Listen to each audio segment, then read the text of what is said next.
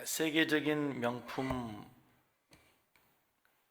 가운데 프라다라고 하는 명품을 한 번쯤은 들어보셨을 겁니다.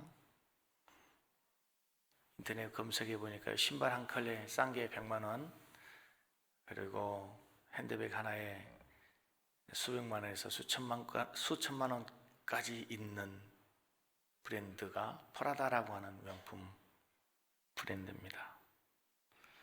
아직까지 저도 보기만 했지 만져보지도 못했습니다.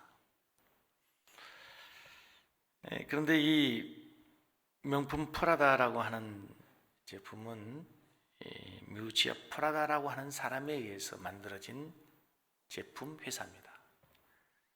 근데 이것을 1971년에 손자 프라다가 이어받는데, 그때 당시 프라다는 굉장히 어립니다. 그래서 이 회사를 이끌고 가기가 굉장히 어렵습니다. 리더십도 부족하고 경험도 없고 무엇보다도 경영의 능력이 부족했습니다. 그런데 지금의 이 프라다가 될 수 있었던 것은 그의 남편 파트리치오 베르텔리라고 하는 사람을 만나고 이런 세계적인 브랜드가 됩니다. 그런데 프라다가 이 남편 베르텔리를 만나게 된 그 이유가, 베르텔리라고 하는 사람이 프라다의 소위 짝퉁을 만들어 파는 사람이었어요. 모조품을 만들어 팔다가 프라다에게 걸린 것이죠. 그래서 화가 난 프라다가 이 베르텔리를 만납니다. 그런데 이 베르텔리를 만나서 이야기하다가 놀라운 사실을 발견하게 되는데, 이 짝퉁을 만들어 파는 이 베르텔리가 원래 프라다를 만들고 프라다를 팔고 프라다의 경영자인 프라다보다도 훨씬 더 프라다에 대해서 잘 아는 거예요. 장점도 알고 좋은 점, 그리고 앞으로의 전망, 이 모든 것을 너무 잘 아는 거예요. 그래서 프라다를 만나서 사업의 확장을 얘기하고, 그래서 거기에서 그것이 계기가 되어서 사업의 파트너가 되고 나가서 평생 함께하는 일평생의 동반자가 되어서 오늘날의 프라다를 만들었다 하는 것입니다. 여기서 한 가지 중요한 것은요, 누군가가 짝퉁을 만든다고 하는 것은요, 이 짝품의 가치를 안다는 의미이기도 합니다. 왜 모조 다이아가 나옵니까? 왜 가짜 다이아가 만들어집니까? 다이아의 가치를 알기 때문에, 다이아의 소중함을 알기 때문에 그렇습니다. 짝퉁을 만든다는 것은 그만큼 그 대상의 가치를 소중히 여길 줄 안다는 것이죠. 가치를 모른다면 짝퉁은 생기지 않습니다. 만들 필요가 없습니다. 베르텔리가 모조품을 만드는 것은 잘못된 행동이죠. 그러나 그만큼 프라다의 가치를 잘 알았다는 것입니다. 그리고 프라다는 그것을 알아챘고 그에게 책임을 묻기보다는 평생을 함께 갈 동반자가 됐다고 하는 사실입니다. 우리는 예수 그리스도가 누구인지를 압니다. 예수의 소중함을 알고, 우리 그리스도인들은 예수를 모방하며 살고 예수를 닮아가기를 원하고, 그래서 우리는 작은 예수가 되기를 원합니다. 평생 예수를 사랑하고 사모하고 예수의 삶을 본받고 닮아가기를 원하는 중세한 수도사가 있었습니다. 바로 토마스 아킨피스라고 하는 사람입니다. 이 사람이 쓴 책, 유명한 책, 신학교에 가면 신학도들이 반드시 읽어야 되는 필독서 중에 하나가 토마스 아킨피스의 그리스도를 본받아 라고 하는 책입니다. 이 책은 토마스 아킨피스가 예수를 본받고 싶었습니다. 예수를 그대로 베끼고 싶었어요. 예수를 그대로 본받아서 예수처럼 살아내고 싶었습니다. 근데 여러분, 우리도 예수가 누구인지를 압니다. 그분이 얼마나 위대하고 얼마나 소중한 분인지 너무나 잘 압니다. 그래서 우리 그리스도인은 항상 그분 예수님의 짝퉁으로 살아야 합니다. 예수의 가치를 알기 때문에 예수의 삶을 살아내야 하고, 예수처럼은 아니지만 예수를 모방하며 살아가는 예수의 짝퉁이 되어야 하는 것입니다. 그런데 과연 우리는 세상 속에서 과연 얼마나 예수처럼 예수의 짝퉁으로 살아가고 있는지, 예수의 제자로, 예수의 제자로, 그분의 자녀들로, 그분의 흉내라도 내야 되는 우리가 때로는 주님의 짝퉁이기보다는 세상의 짝퉁으로 살아갈 때가 너무나 많다라는 생각을 하게 됐습니다. 갑자기 무슨 짝퉁 얘기를 하는 거 하니, 요즘 교회 공사 현장에서 1층에서 제가 하루 종일 아침 7시 반부터 저녁 늦게까지 일하면서 스스로 이런 생각이 들었습니다. 내가 목사인가 아니면 내가 현장 소장인가.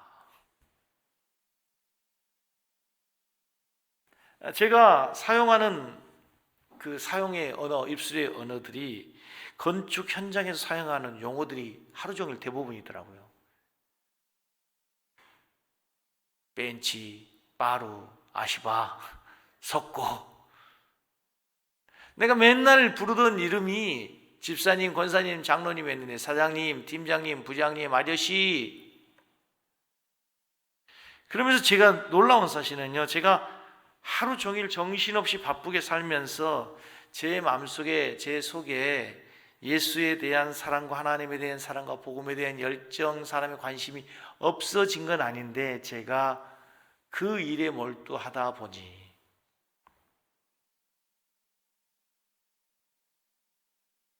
제가 예수님을 생각하고 복음을 생각하고 사람의 생각할 겨를이 없이 거기에 내가 빠져있는 내 자신을 보게 된 거예요.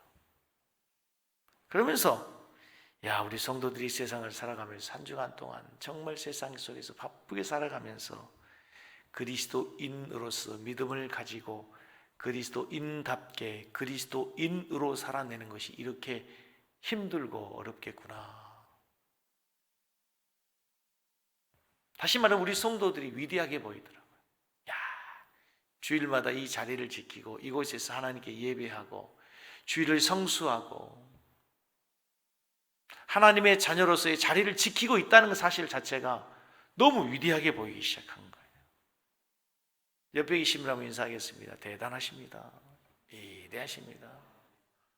아니 그렇게 인사하면 안 되고 진짜로 존경하는 마음으로 집사님 대단하십니다. 시작. 잘못하면 비꼬는 투가 될 수가 있어요.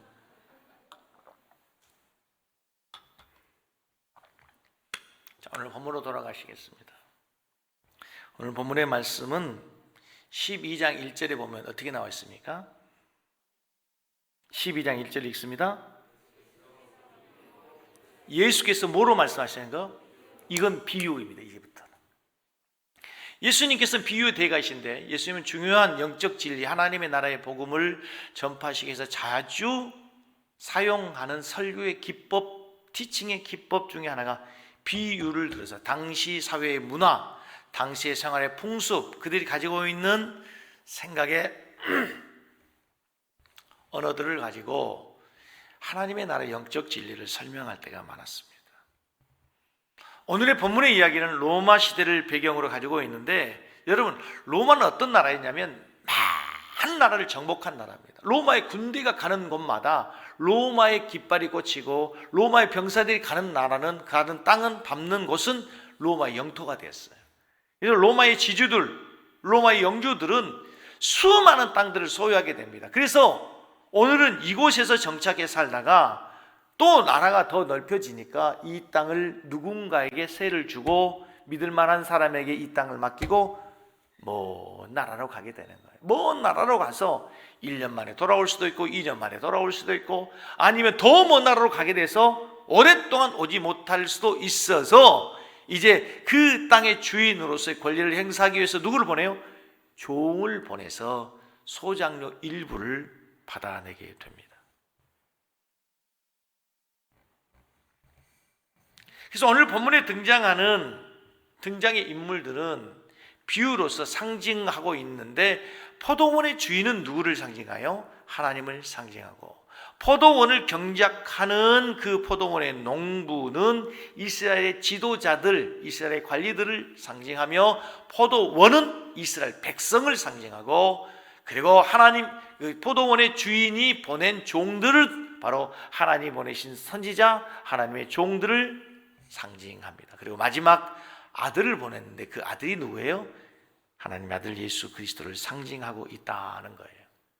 근데 이 오늘 본문을 통해서 보면은 하나님, 오늘 본문 설교 본문의 설교 제목이 뭐죠?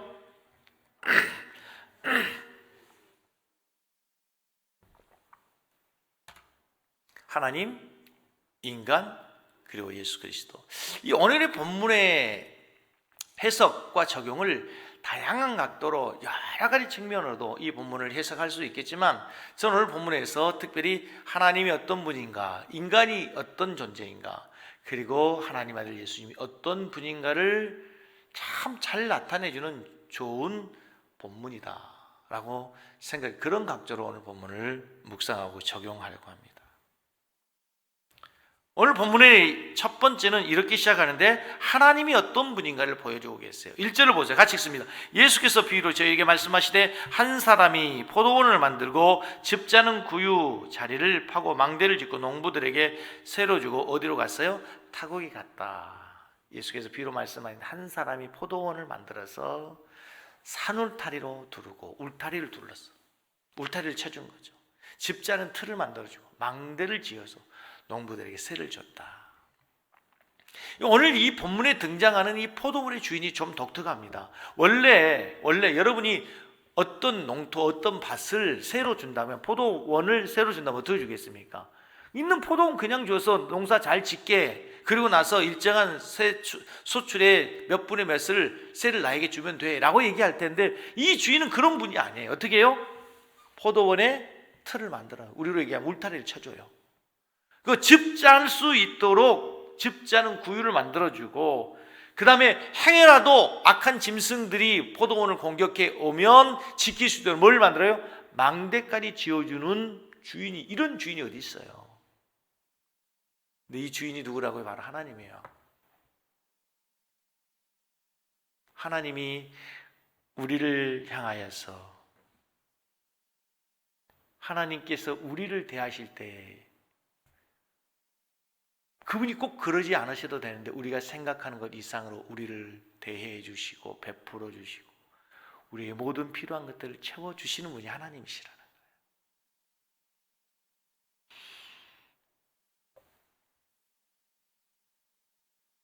야고보서 1장 17절 말씀에 이런 말씀이 있어요. 각양 좋은 은사와 그리고 온전한 선물이 다 위로부터 빛들의 아버지께로부터 우리에게 내려오나니, 각양 좋은 은사, 온전한 선물이 다 위로부터 빛들의 아버지께로부터 우리에게 내려온, 하나님께서 우리에게 주신 모든 것들이 다 하나님의 은혜로 우리에게 주어졌어요.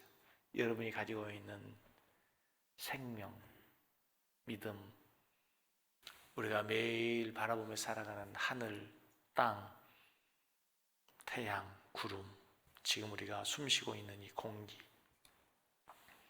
우연히 생겼다고 생각하는 진화론자들과 달리 우리는 그 모든 것이 하나님으로부터 주어졌다고 생각하고 믿고 있는 거예요. 여러분이 가지고 있는 그 생명도 어쩌다가 여러분이 이 땅에 생겨진 존재, 어떤 철학자가 얘기한 것처럼 피투된 존재가 아니라 우리는 하나님께서 우리를 사랑하셔서 이 땅에 태어나게 하셨어요. 누구도 우리가 우리의 생명의 대가를 값으로 지불해 본 적이 없어요. 그 분이 바로 하나님이세요. 여러분 창세기를 읽다 보면요, 참 놀랍게 은혜되는 것 중에 하나가 뭐냐면요, 하나님이 왜 하필 인간을 엿새째 창조했을까? 첫째 날 창조하시고 둘째 날, 셋째 날, 넷째 날, 다섯째 날로 창조할 수 있잖아요. 첫째 날 태어났을 때 우리가 첫째 날 만들어져서 우리가 어떻게 살 수 있을게요? 빛이 없는데, 둘째 날 하늘 해와 달과 별이 없고 물고기가 없고 땅에 새들이 없고 먹고 살 게 없는데 어떻게 우리가 살 수가 있겠어요? 하나님께서 아담과 하와를 딱 만들어 놓고 눈을 떠보니까 세상의 모든 것이 다 만들어져 있는 에덴 동산이 주어진 거예요. 우리가 어느 날 이 세상에 태어나 보니까, 여러분이 어느 날 이 세상에 태어나 보니까 여러분의 부모가 있고 형제가 있고 교회가 있고 성도가 있고,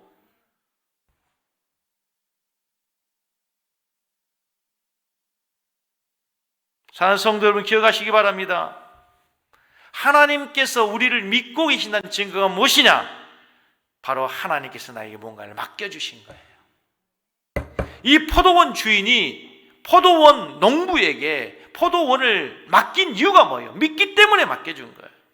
하나님 우리를 믿기 때문에 내 목숨도, 내 재능도, 내 달란트도, 내 자녀도, 내 물질도 하나님 우리에게 맡겨주셨다고 믿습니다.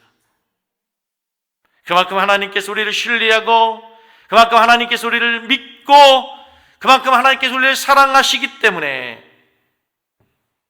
우리에게 좋은 것을 베풀어 주시기를 기뻐하시는 분이신 거예요. 저는 이 설교를 준비하면서 나도 모르게 찬양이 나오더라고요.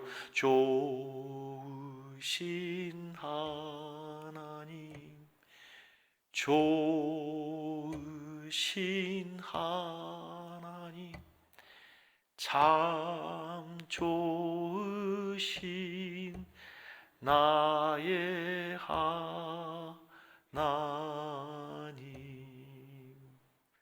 난 진심으로 하나님이 참 좋으신 하나님, 좋으신 하나님, 참 좋으신 하나님이 고백되더라고요. 내가 가지고 있는 모든 것 다 하나님의 은혜잖아요.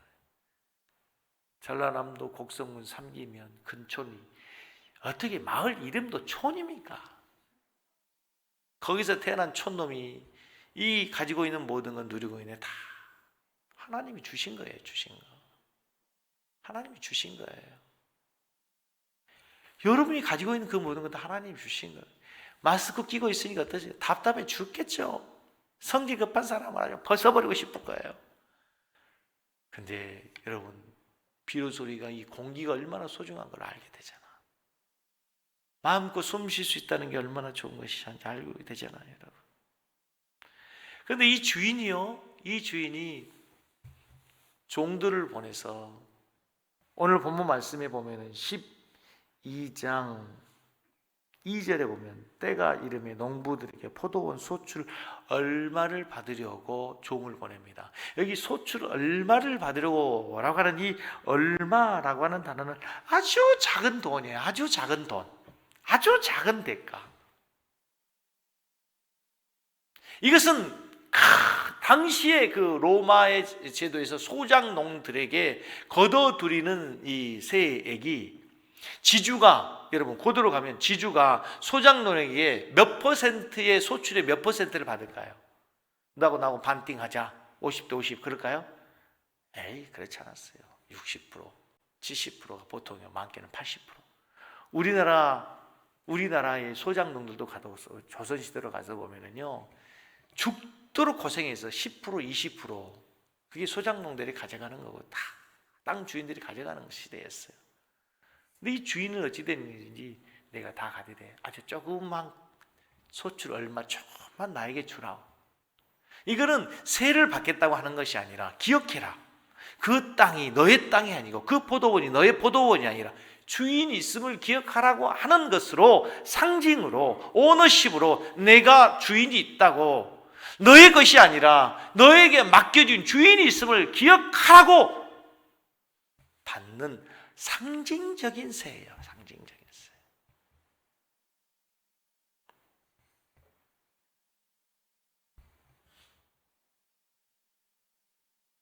그런데 이 포도원을 관리하고 있던 사람들이 보낸 반응이 어떤 반응입니까? 3절에 저희가 종을 잡아 시비 때리고 거저 보냅니다. 아니 새 그 조그만큼 내라고 하는데 그 새를 주지 않고 주인이 보낸 종들을 잡아 때립니다. 4절 다시 다른 종을 보냈더니 머리 상처 내고 능욕합니다.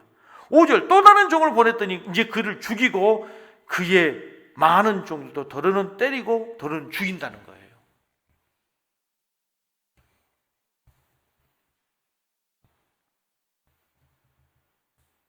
하나님께서 우리에게 주신 모든 것 다 하나님의 것입니다. 하나님 우리에게 주셨습니다라고 고백하는 게 뭐냐면 11조. 여러분 11조에서 오해하고 11조에서 착각하는 게 있어요. 열의 9은 내 것이고 10의 1만 하나님의 것이라고 생각하는 거 아니에요. 열의 열이 다 하나님의 것이에요. 그런데 조그만 10의 1만 나에게 다오. 근데 그걸 우리는 주지 않아요. 그걸 드리지 않아요. 그걸 내지 않아요.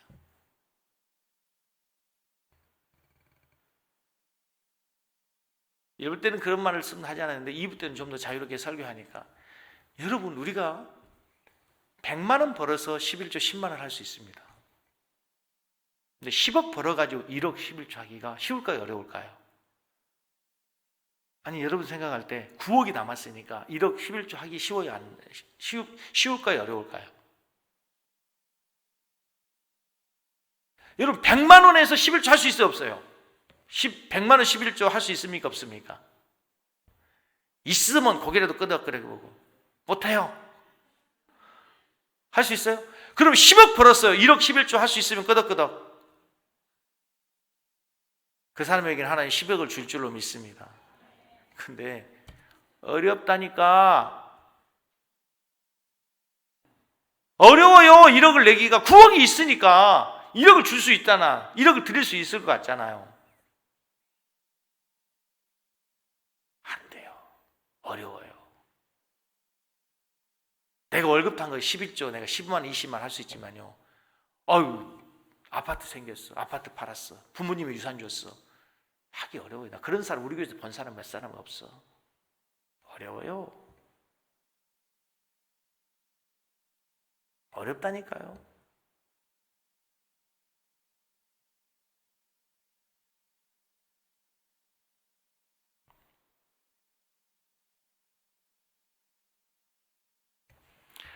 오늘 본문에 등장하는 인간은 어떤 존재입니까? 그러면 인간은 정말 이 본문에 등장하는 이 포도원의 농부는 이기적이고 너무 이기적이고 악하고 자기 본분을 망각한, 배은 망덕한 존재가 포도원의 농부의 농부. 여러분, 포도원의 농부를 욕하지 마세요. 사실 우리가 그렇다는 거예요. 이 땅을 살아가는 인간들이 얼마나 이기적인 줄 아세요? 여러분, 이 포도원의 주인이, 포도원의 농부가 착각한 게 있어요. 그것이 어느 순간, 어느 날 자기의 것이라고 생각해 버리는 거예요.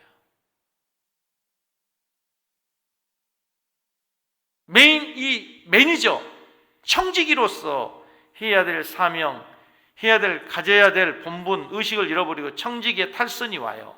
언제부터 시작되는가 하면은요, 7절을 보세요. 7절 보세요. 그 농부들이 서로 말하되 같이 읽습니다. 이는 상속자니 자 죽이자. 그러면 그 유산이 우리 것이 되리라. 많은 세 받아가는 것도 아닌데 조금 세 내라고 하는데 그거 주기 싫어가지고 이제 아들을 보냈더니 상속자를 죽여버리자. 그럼 우리 것이 된다. 그게 어디의 이야기냐면 에덴 동산의 이야기예요. 하나님께서 세상의 모든 만물을 다 아담과 하와에게 줍니다. 세상의 모든 만물을 다 다스리고 통치해라. 생육과 번성이라. 근데 딱 하나만 먹지 마라. 딱 하나만 손대지 마라. 선악을 알게 하는 나무, 실과 금단의 실과 그걸 먹지 마라. 근데 얼마나 욕심이 많은지 그 하나까지 먹어야 돼. 그래서 하나님처럼 눈이 밝고 싶어 하는 거예요. 그래서 다 잃어버리는 거예요. 사람들이 그러잖아요. 왜 어느 날 갑자기 그렇게 추회하게 됩니까? 마지막 넘지 말아야 될 선을 넘어버리는 거야. 욕심이, 이기심이 눈을 멀게 해요. 아들을 보냈는데 오늘 이 본문은 단순히 인간이 이기적인 존재라는 뿐만이 아니라 심지어 더 나아가서 반역적 존재라는 것을 보여주고 있어요. 주인이 보내는데 종들 어떻게 대접합니까? 종을 심히 때리고 머리에 상처 내고 죽이고. 이게 지금 무슨 얘기인가 하면요, 이게 비유라 그러잖아요. 비유. 하나님께서 이스라엘 백성들에게, 하나님의 백성들에게 이렇게 합니다. 종들을 보내줘, 선지자를 보내줘. 하나님께 돌아와라. 하나님 기억해라. 애굽 땅 종되었던 곳에서 너희를 구원해내신 하나님 기억해야 돼. 하나님 잊지면 안 돼. 하나님께 돌아와. 했더니 그들이 말을 들어요? 선지자를 핍박합니다. 때립니다. 옥에 가둡니다. 돌로 쳐 죽입니다. 톱으로 켜서 죽이는 거예요. 그 얘기를 하고 있는 거잖아요, 지금. 오늘날도 마찬가지예요, 여러분. 하나님께서 하나님의 종들을 통해 여러분에게 말씀하실 때 진짜 우리의 가슴에 하나님 말씀이 부딪히면 어찌하고 회개하고 자복하고 통회하는 것이 아니라, 은혜로울 때는 괜찮아요. 근데 문제 들었을 때, 시험 들 때, 목사님한테 누가 고자질했나? 목사님 나를 치네? 나는 참 강해 설교가 좋은 것 중에 하나가 있어요. 그냥 이 본문대로 하니까, 본문의 말씀을 하니까 누구 말 듣고 하지는 않아.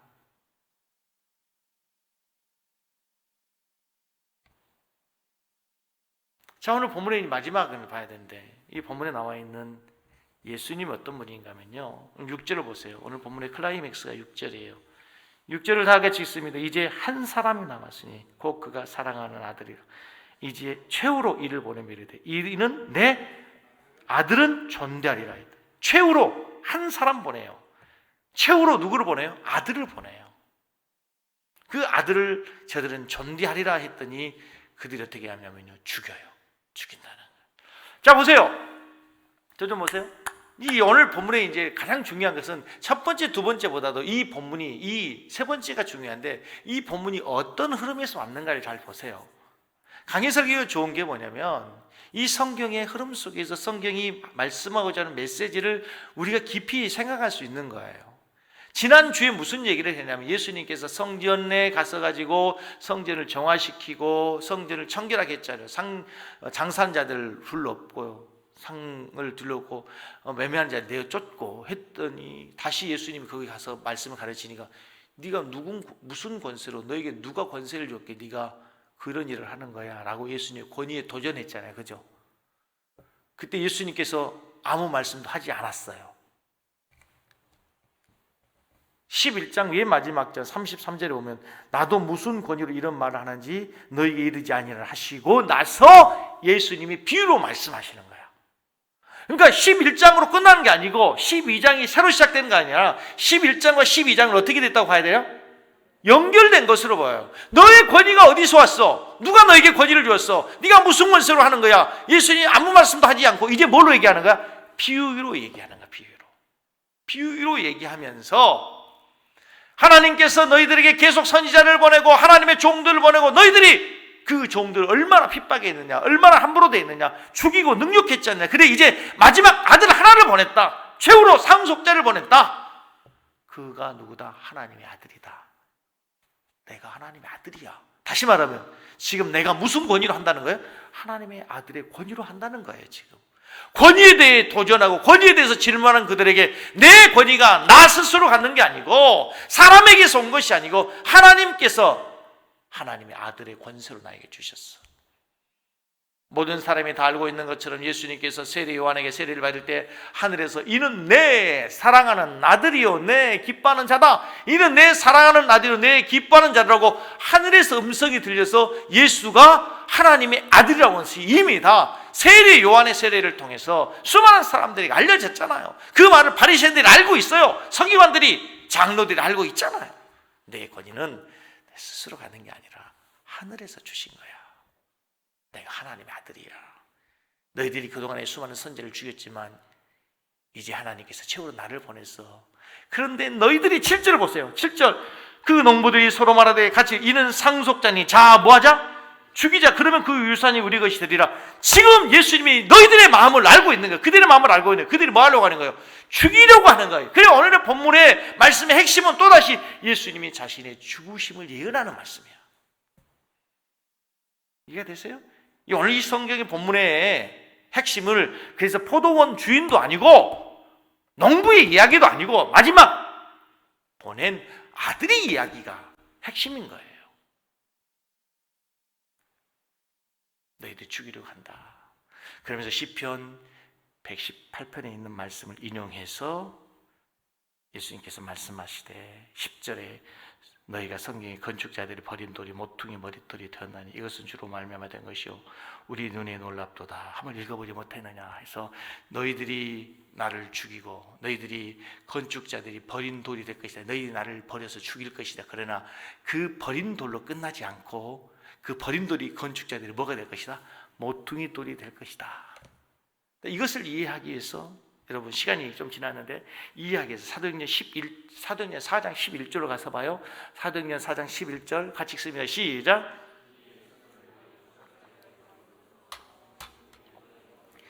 이 얘기는 무슨 얘기냐면 사도행전에서 사도들이 예수님의 죽으심을 이야기할 때 이렇게 얘기하네요. 예수는 너희 건축자들이 버린 돌로서 집 모퉁이 돌이 흰 모퉁이 머릿돌이 됐다. 예수의 죽으심을 설명하면서 그리고 나서 12절이 나오는 거예요. 12절 같이 읽습니다. 다른 이로서는 구원을 얻을 수 없는, 천하 인간에게 구원을 주실 만한 다른 이름 우리에게 주신 적이 없다. 이렇게 성경이 연결되는 거예요. 너희들이 나를 죽이고 너희들이 이제 세상의 모든 것이 끝났다고 생각할지 모르지만 착각하지 말라. 그것으로 끝난 것이 아니다. 너희가 나를 버릴지라도 하나님은 그 버린 돌을 가지고 모퉁이 돌, 건축자들의 모퉁이 돌 기초를 만들 거야. 자신의 죽으심과 부활을 얘기하고, 그것을 사도행전에 가서는 그 예수 그리스도를 통해서만 우리가 구원을 얻을 수 있다고 하는 놀라운 구원의 진리를 사도들이 해석해내는 거예요. 다시 말해 오늘 이 본문의 핵심의 비유의 핵심 뭐냐? 너희들이 나를 죽이려고 하지만 나는 하나님의 아들로 너희들에게 그 모든 것을 가르치고 행했다. 하나님의 아들의 권세를 가지고 한 거야. 하늘에서 나의 권세를 준 거야. 너희는 나를 죽이려고 하지만 죽인 것으로 끝나지 않고 나는 분명히 다시 건축자들이 버린 돌이 모퉁이 돌이 되는 것처럼 예수님 다시 자신의 부활을 예언하고 있는 거예요. 죽으심과 부활. 여러분, 사도행전 4장 12절 말씀처럼 다른 이로서는 구원을 얻을 수 없느니 천하 인간에게 구원을 얻을 만한 다른 이름을 우리에게 주신 적이 없는 줄로 믿습니다. 예수 그리스도만이 우리의 구원자이고 예수 그리스도를 통해서만이 우리가 구원을 받을 수 있다는 이 놀라운 구원의 진리를 깨달을 수 있기를 주의 이름으로 축복합니다. 사진 한 장을 한번 보내줘 보세요. 참 유튜브에 유명한 크리스찬 젊은 신실한 부부의 이야기가 있는 그 아주 팔로워가 수십만이 있는 이 부부의 이야기인데, 갑자기 지난주에 이 아이가 그 집에 아주 정말 이제 6개월 된 황이준이라는 아이가 갑자기 심장병으로 죽었어요.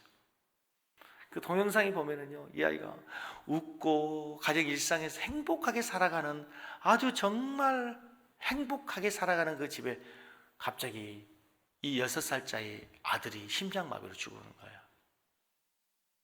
그리고 나서 아빠가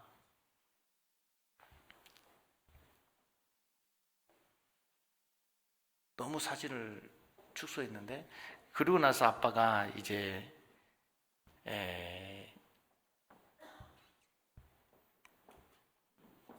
장례식 날 글을 하나 올렸어요. 가까운 지인들이 찾아오는 조용한 빈소에서 내가 가장 많이 하는 말, 아들을 잃은 젊은 아빠로서 정신 나간 소리가 들릴지 모르지만 진심입니다. 인생의 마지막 바닥까지 와서 보니까 복음밖에 없습니다. 내가 가장 많은 사람들이 했던 말, 가장 위로가 되는 말은 천국이라는 단어밖에 없었습니다. 그리고 나서 어제 엄마가 다시 또 다른 글을 하나 올렸더라고요. 엄마가 글을 올렸는데 이 글의 내용이 정말 우리의 가슴 심금을 울렸어요. 수많은 사람을 울렸어요. 아무 말로 하지 못한 엄마가, 아무것도 할 수 없었던 엄마가 이제 아들을 생각하면서 글을 이렇게 썼어요. 하나님 품으로 간 이준이에게, 이준아, 우리 막내 아들 이준아, 잘 있었니? 하나님 품에서 아주 해맑게 웃고 있겠구나. 아빠 엄마는 살면서 가장 많은 눈물을 흘린 것 같다. 장례식 내내 너의 영정사진을 한 번도 보지 못했다가 입관 예배 때 너의 영정사진을 처음 보는데 가슴이 미어져 하염없이 눈물만 나는구나. 영안실에서 너무 평온하게 잘 자고 있는 이준이 너무 차가워지고 딱딱해진 너의 손과 얼굴을 어루만지고 마지막 입맞춤을 할 때 내가 엄마 울지 마요, 나 천국에서 너무 행복하게 있어요 라고 위로하는 것 같아서 이 약한 엄마는 너무 미안하면서 너무 고마웠단다. 환상을 통해서라도, 꿈을 통해서라도 네가 너무 보고 싶다. 왜 아빠에게만 인사하고 간 거야? 이준아, 엄마는 죽음이 너무 두려웠거든. 하나님을 믿으면서도 갑자기 죽으면 천국 갈 수 있을까라는 확신이 없었어. 근데 이젠 전혀 두렵지 않아. 너의 죽음을 통해 정말 하나님이 살아계시다는 걸 엄마가 몸소 체험했거든. 엄마는 확신해. 하나님이 너의 죽음을 통해 더 많은 일을 하실 거라는 것. 아직도 이해되지 않지만 하나님을 원망하지 않아. 하나님이 엄마 아빠를 통해 예배하신 일, 이 땅에서 끝내야 할 사명이 있으니 잘 감당해서 이준이에게 부끄럽지 않게 갈게. 이틀간 엄마 아빠는 살면서 가장 많은 눈물을 흘렸지만 우리 이준이 슬프게 보내고 싶지 않아서 바닷가에서